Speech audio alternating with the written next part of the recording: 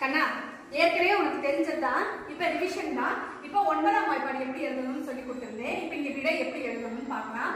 0ல இருந்து 9 வரைய நான் இப்ப மேல இருந்து கீழே போட போறேன். சரியா? கவனிங்க. 0 1 2 3 4 5 6 7 8 9.